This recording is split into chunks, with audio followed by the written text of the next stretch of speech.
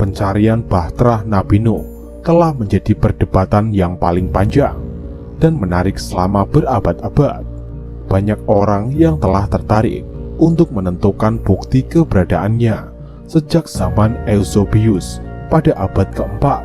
Walaupun telah banyak klaim tentang penemuan Bahtera Nuh dari waktu ke waktu, namun tetap saja belum ada bukti konkret yang kuat untuk membuktikan keberadaannya.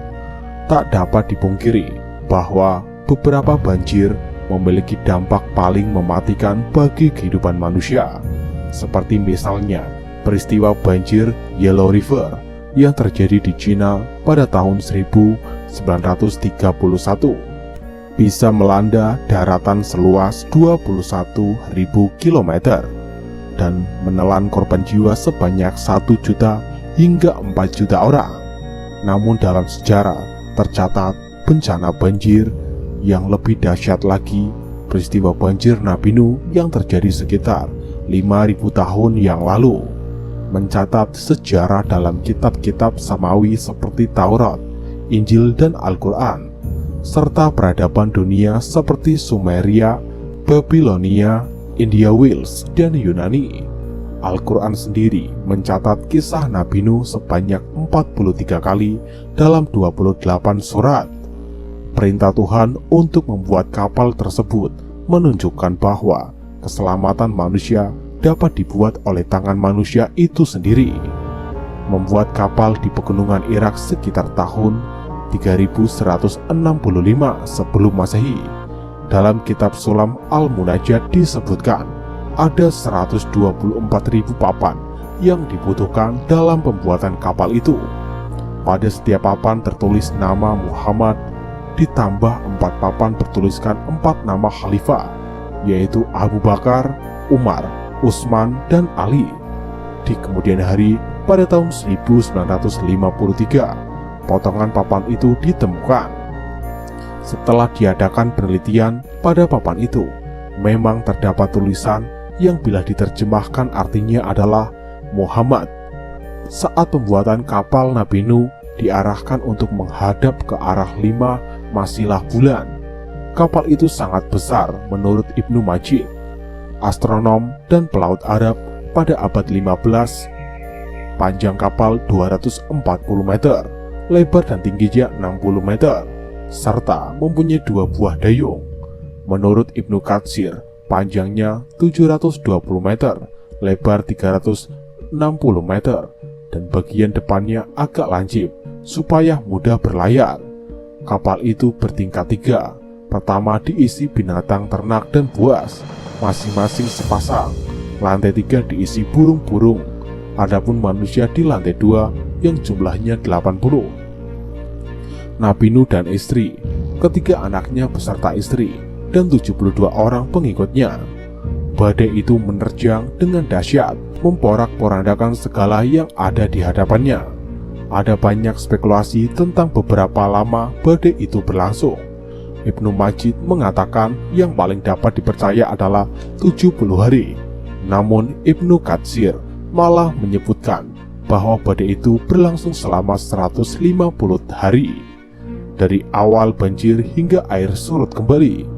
Terkait dengan luas area banjir tersebut, ada 2 pandangan berbeda. Ada yang mempercayai bahwa banjir tersebut mengenai seluruh dunia atau banjir global. Hal ini didasarkan pada doa Nabi Nuh serta fosil gajah yang ditemukan di kutub utara yang diduga kuat ikut hanyut saat banjir Nabi Nuh terjadi.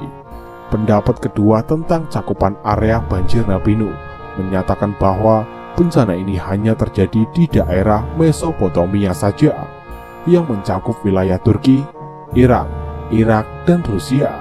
Hal ini didasarkan karena pada masa itu jumlah umat manusia masih terbatas dan tidak merata seperti sekarang.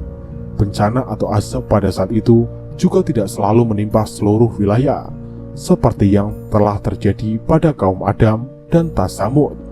Meskipun begitu, pada masa itu terdapat 124.000 nabi yang bila dihitung sejak zaman Nabi Adam hingga Nabi Muhammad, rata-rata terdapat sekitar 18 nabi dalam setiap tahunnya. Oleh karena itu, dapat dipastikan bahwa nabi yang sezaman dengan Nabi Nuh dan berlokasi di tempat lain tidak terkena azab tersebut. Selama beberapa dekade, memang banyak dugaan mengarah di ketinggian Gunung Ararat Turki Timur bahwa mungkin di sana terdapat bahtera Nabi Nuh yang hilang. Kapal Nabi Nuh terdampar di gunung yang tinggi Al-Judi yang berada di antara Irak dan Syam, tepatnya di Diyar, kota terbesar di Tenggara Turki.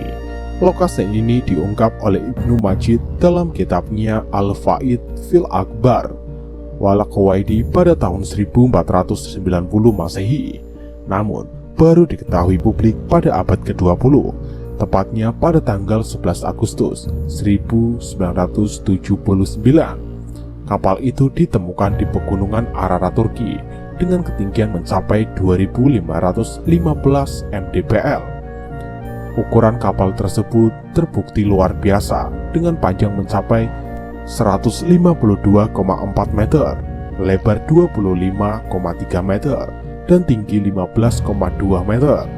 Tampaknya kapal itu mengalami perjalanan yang sungguh luar biasa jauh. Terdamparnya di Turki menunjukkan bahwa kapal itu telah terombang-ambing hingga bergerak sejauh 512 km dari tempat pembuatannya. Di Irak, bahkan dalam kitab Al-Faid disebutkan ketika terjadi taufan atau badai besar, kapal ini membawa penumpangnya mengelilingi Baitullah sebanyak 7 kali putaran. Para ilmuwan terus berusaha untuk mengungkap misteri keberadaannya.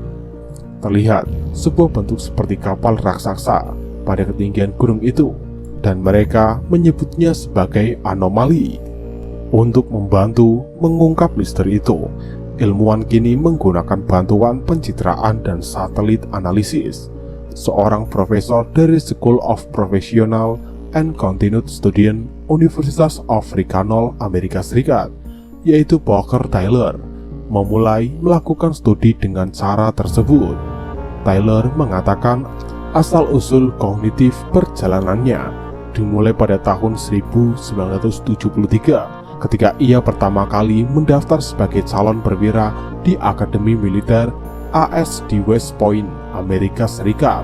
Taylor tiba pada saat rumor kredibel tentang gambaran seperti haluan kapal di puncak Gunung Es Arat bermunculan dari satelit semata-mata. CEI